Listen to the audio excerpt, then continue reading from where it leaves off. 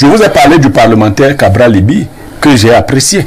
Mais je ne vous parle pas du candidat à la présidentielle, Cabral Libi, que je n'ai pas apprécié.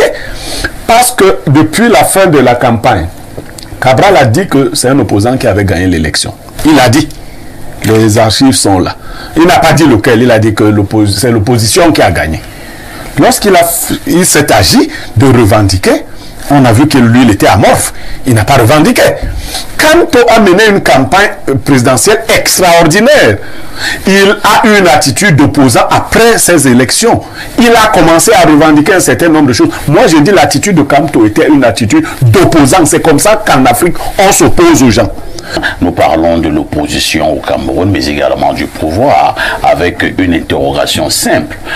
Qui dérange entre l'opposition et le pouvoir? Pourquoi cette problématique? Nous avons constaté depuis un certain temps un certain nombre de faits. Nous observons de part et d'autre des échanges, nous observons de part et d'autre des coups, et nous voulons comprendre, pour le cas du Cameroun justement, qui dérange entre l'opposition et le pouvoir. Alors, on repasse la parole à Pierre Blériot-Niémec. Pierre Blériot-Niémec, je pense que c'est Lazare qui a commencé à poser ce problème sur la table. L'opposition camerounaise que nous avons actuellement, avez-vous l'impression que cette opposition a toujours été à la hauteur des attentes du peuple camerounais? Et si cette opposition n'était pas à la hauteur des attentes du peuple camerounais, est-ce qu'on dirait aussi que l'opposition dérange? Non, à chaque époque, son opposition. Et chaque époque, l'opposition correspond aux attentes du peuple camerounais. Le téléspectateur qui vous décrivait le peuple camerounais parlait du vrai peuple camerounais. Vous n'allez pas inventer des membres d'opposition qui ne ressemblent pas à la classe sociale à laquelle ils appartiennent. Voyez-vous, il y a eu une opposition avec un peuple qui pouvait bousculer les lignes et faire bouger les choses. Cela s'est vu et cela s'est fait. À l'époque, aucun ministre ne pouvait prétendre avoir un molinex, les abeilles et tout ça parce que... Les serpents à famille. Parce qu'il y avait du répondant en face. Ok? Et c'est le président Paul Biya qui était obligé de s'adresser aux opposants. On vous a cité quelques grands noms. On peut citer des gens comme Boamasso, on peut... Les Frundi. Il y a eu ça et le peuple réagissait. Maintenant, on a fabriqué une opposition de convenance et le peuple s'est aussi arrimé à ça. Depuis un certain temps, vous entendrez des discours du genre « Ah, il faut laisser Biya rester là. Quand il va partir, il va partir. Bon, donc on a arrêté la politique. La vie politique ne se mène plus. Les gens vous disent « Laissez Biya là. Le jour où il partira, il partira. » Et le peuple accompagne aussi cette forme d'opposition. On a aujourd'hui une opposition d'accompagnement. Les gens changent leur discours. Je vous ai parlé de... Moi, je parle des opposants. C'est des êtres humains qui existent. Je vous ai parlé du parlementaire Cabral Libi, que j'ai apprécié. Mais je ne vous parle pas du candidat à la présidentielle, Cabral Libi, que je n'ai pas apprécié. Parce que depuis la fin de la campagne, Cabral a dit que c'est un opposant qui avait gagné l'élection. Il a dit. Les archives sont là.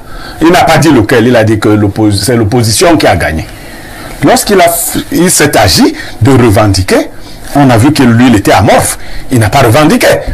À un moment donné, il a dit qu'il était un parti, que son parti était un parti de proposition.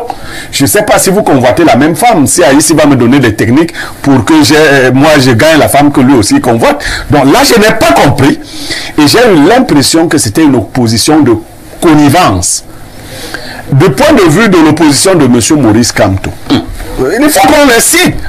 Kamto a mené une campagne présidentielle extraordinaire.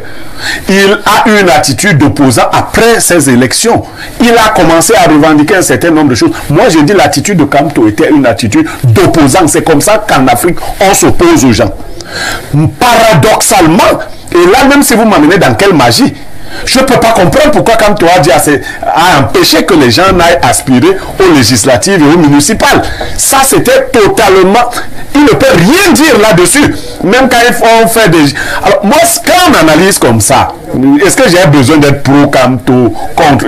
Je m'en fous. Moi, je n'attends rien de personne. C'est ça le problème. Kamto ne peut pas nous expliquer.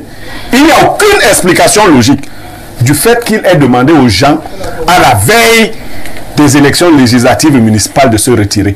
Cela a fragilisé. Parce que ceux qui vont en politique, Signé vous le disait, eux ils ont des intérêts matériels qu'ils mettent aussi en avant. Politique Nandjangi, les gens veulent servir le peuple, mais ils veulent aussi mettre quelque chose dans leur poche. Tout à fait. Alors ils veulent avoir des situations sociales. Ils voulaient être qui maire, qui député. Quand toi, tu es leurs espoirs. Et je vais donc vous dire, la seule explication logique, si on n'accuse pas Kamto d'avoir pris l'argent, la seule explication logique, c'est que Kamto ne souhaitait pas qu'il y ait de grandes figures dans le MRC, lui n'ayant pas pu être chef d'État. Ah, ben, merci, hein. C'est votre point de vue. Oui, mais je parle du point de vue logique. Donc, d'accord.